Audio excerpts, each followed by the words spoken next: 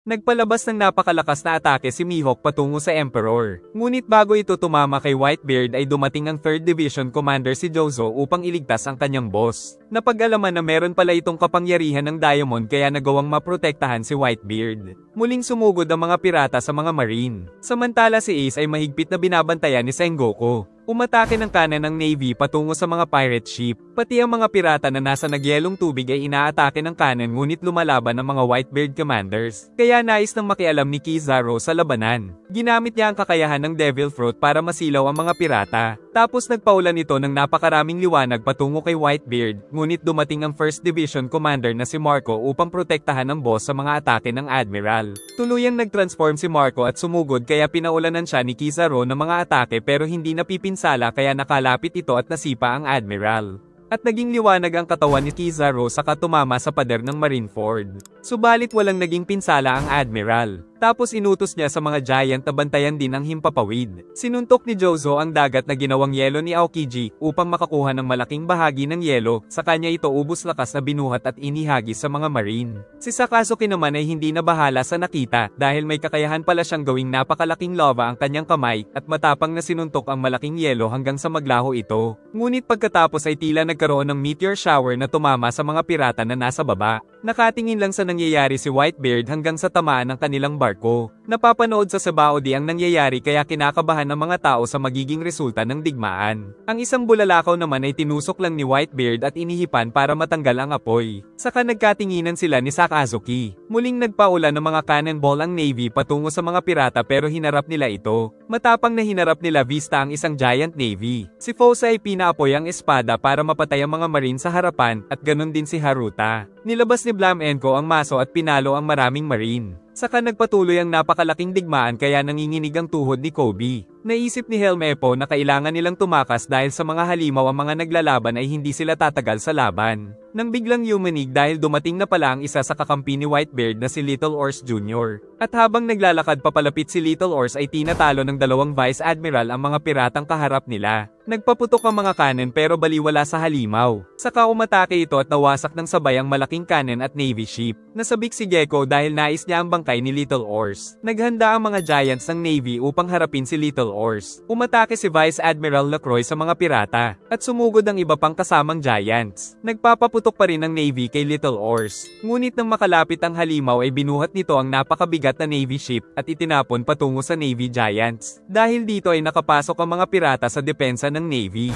Kaya nagpatuloy ang madugong bakbakan sa pagitan ng mga pirata at mga Marine. Kinabahan lalo sila Kobe at Helmepo dahil lalong uminit ang laban. At muntik pang mapatay si Kobe mabuti ay nailigtas ni Rear Admiral Yukamura. Nagpatuloy sa pagsugod si Little Ors. Kaya nakipaglaban sa kanya si Lacroix. Pero naputol ang espada ng Navy Giant kaya nahiwa ito sa katawan ni Little Ors. Pinigilan ni Whitebeard si Little Ors sagot ng halimaw na nais niyang iligtas si Ace sa lalong madaling panahon kaya pinag-utos ni Whitebeard na tulungan ito ng mga bata niya. Muling kinalaban ni Little Ors ang mga giant ng Navy subalit wala silang laban kaya nasuntok ang babaeng giant. Si Boa naman ay inatake ng isang pirata. Kaya nilabas nito ang teknik at umatake ng maraming slave arrow. Hanggang sa maging bato ang tamaan ng mga ito. Tapos ang tinatamaan pa niya ng mga sipa ay nagiging mga bato rin pero inaatake niya rin kahit Navy. Giit ng Snake Princess na pare-pareho lang daw ang mga lalaki pero exception si Luffy. Nagpatuloy sa paglapit si Little Ors. Nang magsagawa si Kuma ng kanyang teknik na ginamit niya rin sa Thriller Bark.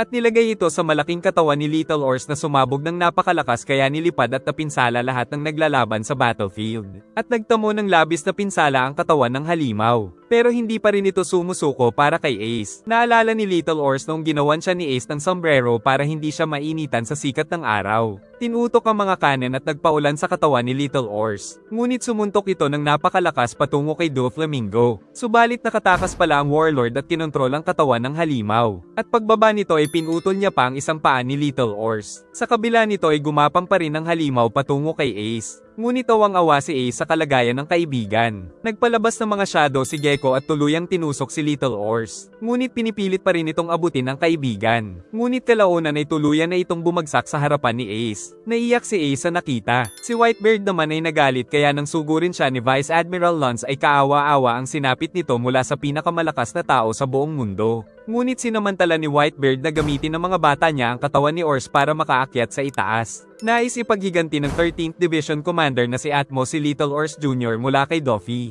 Subalit pagsugod nito ay ginamit ni Doffy ang kakayahan kaya hindi siya makagalaw. Samantala pinili nila Kobe na tumakas dahil wala silang laban sa mga pirata. Nang makita nila si Sakazuki na pinapabalik ang tumakas na isang marine. At dahil galit ang admiral sa mga duwag ay pinatay niya ang sariling tauhan kaya mas natakot sila Kobe. Nakapasok ang maraming pirata dahil sa butas na ginawa ni Little Ors. Saka nagpaputok pa ang mga pirate ship patungo sa mga pader. Subalit walang epekto ang mga cannon, ngunit gamit ang ice cutter ship ni Whitey Bay ay nagawa itong magiba. Samantala kinontrol ni Doffy ang katawan ni Atmos para pagpapatayin nito ang mga sariling tauhan. Sumugod ang mga pirata kay Vice Admiral Zoro, subalit sinampay lang sila ng matanda gamit ang Devil Fruit. Napansin ni Whitebeard na may pinaplano si Sengoku. Si Garp naman ay umakyat na sa kinaroroonan ni Ace. Nanatili lang ito sa tabi ng kanyang apo pero wala siyang balak na tulungan dahil isa siyang Navy. Dito ay naalala ni Garp noong mga bata pa sila Luffy at Ace ay lagi itong magkakampi kapag pinapagalitan niya. At noon pa pala silang malalakas na kumain, pero mas mabilis kumain si Luffy dahil inubusan sila nito ng pagkain. Napansin ni Ace na umiiyak si Garp dahil naging mga notorious na pirata ang mga apo niya. Dahil noon ay gusto pala ni Garp na maging mga magigiting na Navy sila Luffy at Ace. Subalit ayaw ng kanyang mga apo kahit na ano ang pilit niya. Pinaalala naman ni Sengoku na huwag kakalimutan ni Garp na isa siyang Navy.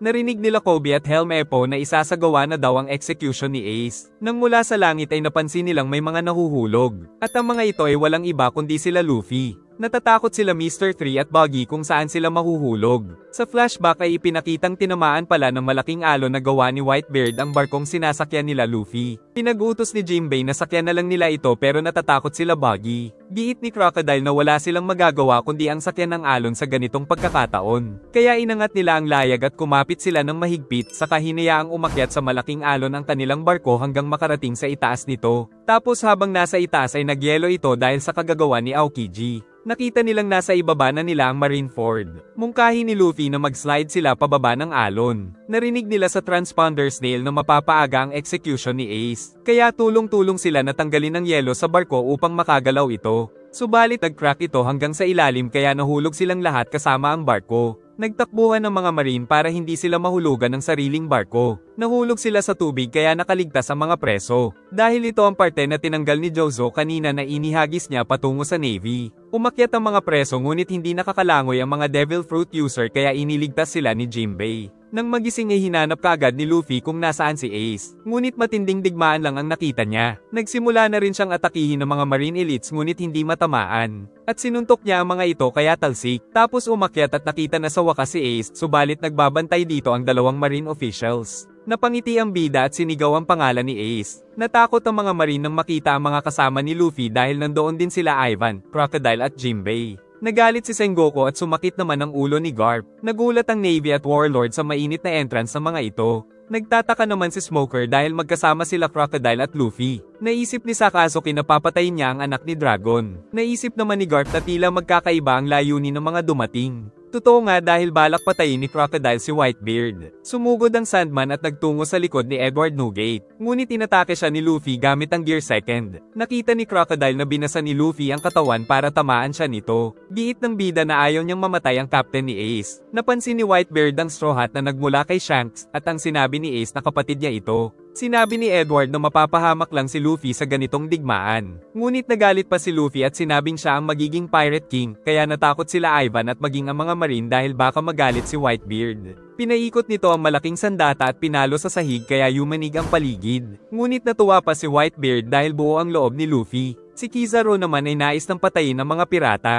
Sinabi ni Luffy na mapapaaga ang execution ni Ace ayon sa narinig nila sa transponder snail. Namangha sila Buggy at Ivan dahil nakikipag-usap ang bida na tila kapantay niya lang si Whitebeard. Saka sumugod ng mag-isa ang taong goma at inatake ang paparating ng mga Marine. Dahil dito ay sumugod na rin sila Jozo ng 3rd Division. At maging sila Jinbei at Ivan. Pati na ang 14th Division. Dumating si Marco at sinabing mapapaaga nga ang execution ni Ace. Kaya naisip ni Whitebeard na tila strategy ito ni Sengoku para sumugod sila. Ngunit dumating si Kizaru at tinapos ang mga pirata.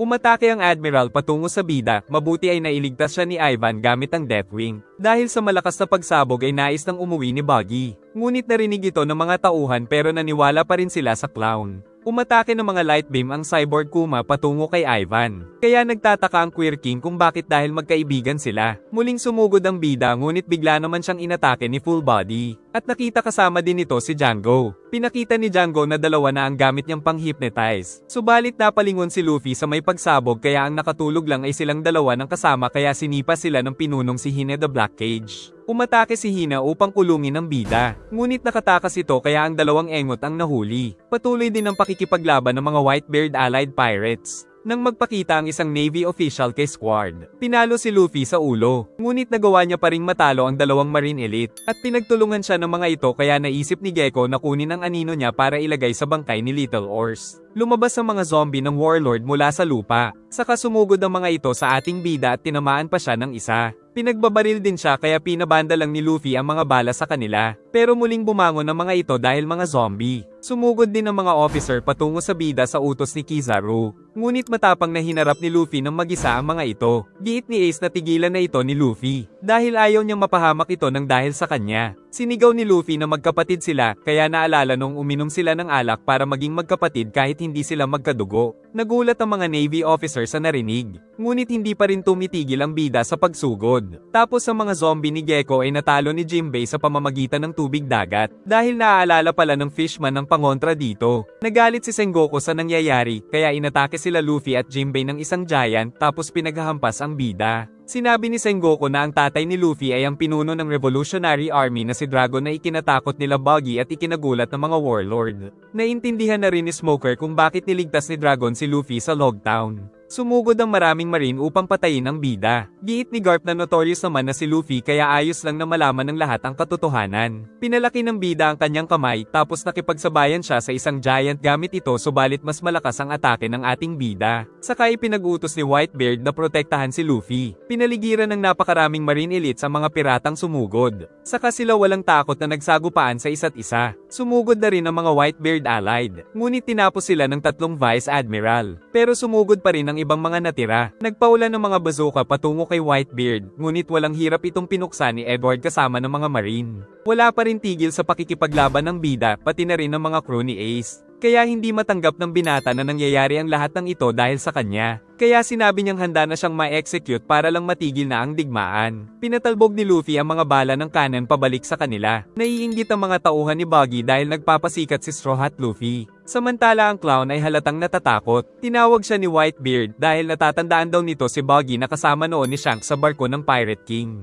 Natuwa ang mga tauhan dahil malakas daw ang kanilang boss. Dahil nanonood ang mga tauhan ay napilitan si Buggy na sabihing hinahamon niya sa labanan si Whitebeard kahit takot na ito. Giit ni Whitebeard na napakarami daw navy sa paligid kaya bakit hindi muna sila magtulungan na tapusin ang mga ito bago sila maglaban. Giit ni Mr. 3 na nababaliw na si Buggy, ngunit sinabi pa ng clown na magagawa niyang ubusin ang navy kaya tuwang-tuwa ang mga bata nito. Ngunit niloko lang pala sila ni Whitebeard para magkaroon sila ng pakinabang. Patuloy ang pagsugod ng Whitebeard Allied Forces. Ngunit mula sa likod ay dumating ang mga Navy ship para paligiran sila. Tumawag si Whitebeard at inutos sa pangunahan ng DeKalvin Brothers ang mga pirata na atakihin ang mga Navy ship sa likod dahil hindi maganda ang kutob ng Emperor. Nakarating kay Sengoku ang report na sumusugod ang mga pirata patungo sa mga Navy ship. Inatake din nila ng cannon ang mga ito. Dumating si Ivan para tumulong sa laban. At sumugod ang napakaraming marine elites kaya sabay-sabay na umatake ang tatlo patungo sa mga ito kaya talsik silang lahat sa ere tapos kinurot pa ni Ivan ang itlog ng isa.